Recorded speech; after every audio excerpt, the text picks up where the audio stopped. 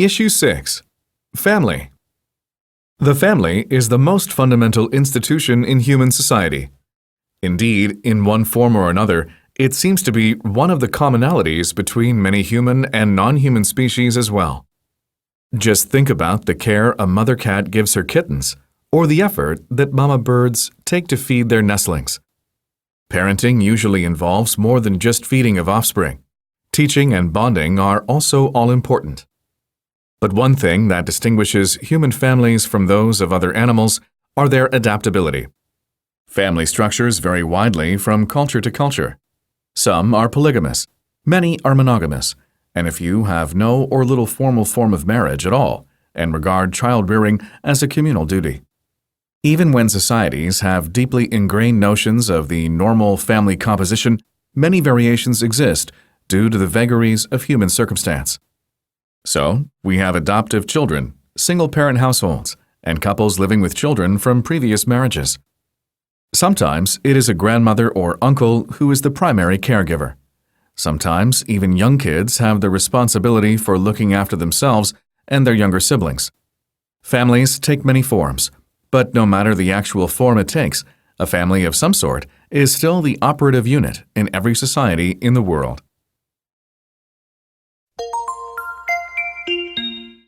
Comprehension. 1. What is the normal family structure in your culture? How common is it nowadays? 2. According to the paragraph, if a mother and father are not the caregivers, who are? Give at least 3 answers. 3. Why are families necessary? What functions do they possess? Express yourself. 1. Who is the boss in your home? You or your spouse? Be honest. 2. Who should do the dishes, the husband or the wife? Always? 3. Should wives work outside the home? 4. Should husbands do household chores if their wives have a job? What if they don't have a job? 5. How do you divide household chores among your family members? Is that fair?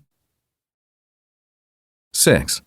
Should wives work outside the home even after they have children? 7. How should a man feel if his wife makes more money than he does? 8. If a woman makes enough money to support the family, should her husband be allowed to quit his job? 9. What did you do, and how did you feel when your first child was born? 10.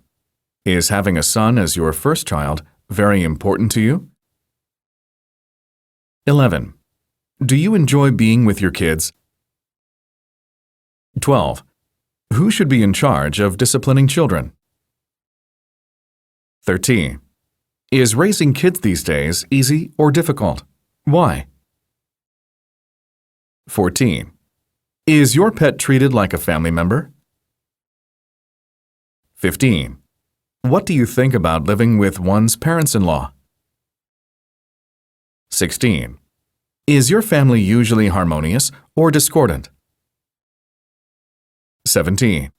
What causes trouble within a family? 18. People say poor families live more amicably than rich ones. Do you think that's true? Why or why not? 19. Kids from poor families may mature sooner than those from rich ones. Why? Is this a good thing or a bad thing?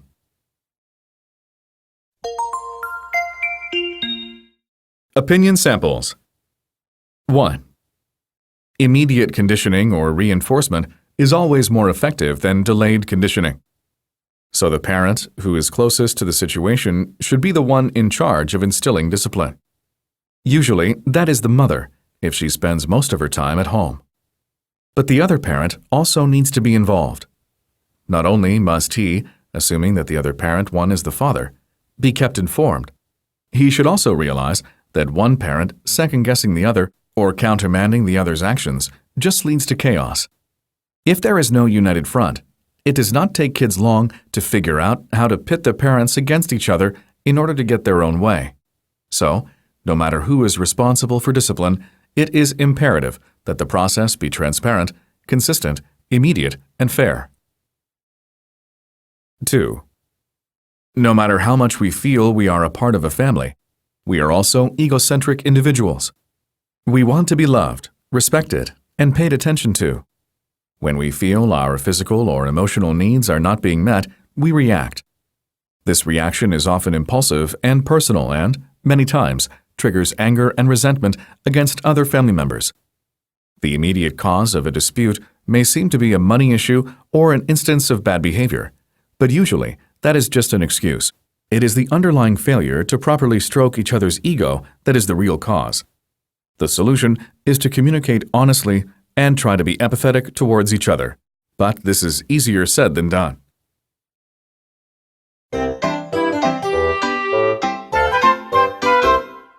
Dialogue. Is adoption a moral responsibility? Why don't we adopt a child? I haven't ever really thought about it. So think. Let's do it. Don't rush into this. Adoption is a tricky matter. It's expensive and legally complicated. Just because it's not easy should not mean we can't do it. Raising kids is hard under any circumstances. But raising kids that we aren't biologically connected to is particularly difficult. We don't know anything about where they came from or any genetic predispositions they may have. But these are problems that can all be dealt with through love. But that's just it. How can people decide to love someone that they are not connected to? I love our kids, but I know that they are my children. They aren't just strangers. Adopted kids aren't strangers either. They're part of a family. Don't you think having more kids would be unfair to the ones we already have? There would be less of everything to go around. Don't you think this would cause resentment and jealousy? If we've done our parenting job properly, our kids won't feel that way. Everybody in the family needs to love one another, even when it's inconvenient. Why the sudden concern over adoption? You never mentioned it before. I just got to thinking about how fortunate we are to have the great family we do, and how unlucky so many kids are not to ever have one. I think we all have a duty to be generous to the disadvantaged. But in this case, I think the conscious generosity of the act would cause us to gain even more than the child. If you feel that strongly about it, I'll consider the matter. But I'm not ready to make up my mind yet. We need to talk it through. I agree, and find out exactly what adoption entails before we commit ourselves. But I do want to seriously consider the option, not just dismiss the notion out of hand. We should also get our kids involved in the discussion to see how they feel. Questions. 1. Do you know anyone who is adopted or has adopted children? What do you know about their situation? 2. What is the strongest point in favor of adoption, against adoption? 3. Some people deliberately adopt kids with severe handicaps or illnesses, or from different racial groups. Discuss your reaction to these people.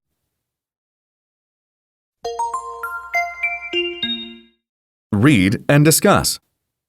The generation gap never narrows.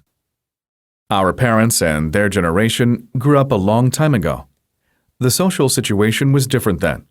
Technology, in particular, has altered the way we communicate and perhaps even the way we think.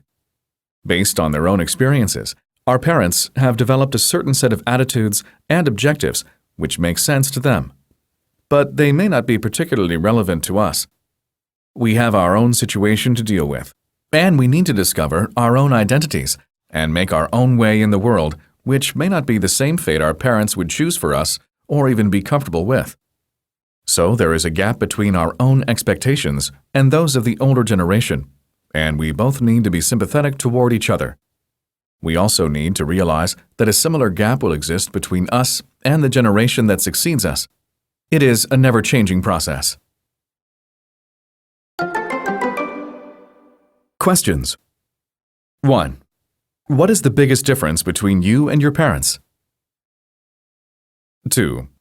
In terms of attitude, what is the most important area of progress that your generation has made? 3. What do you think about the direction the younger generation is heading in?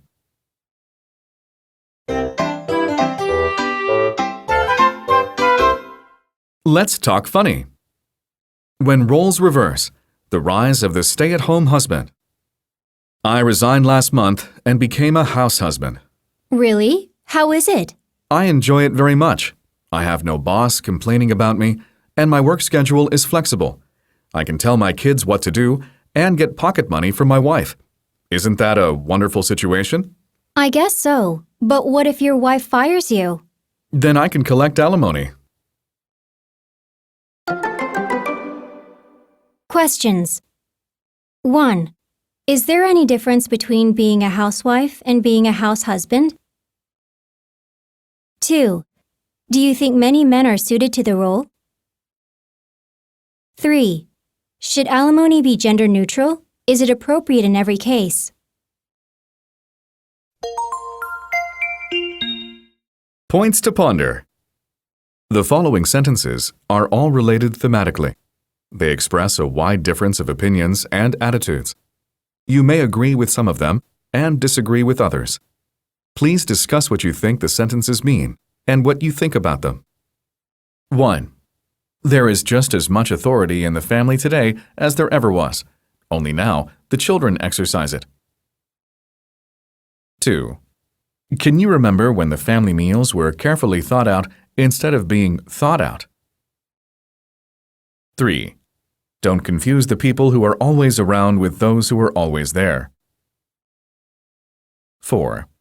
Nowadays, there are more model homes than model families.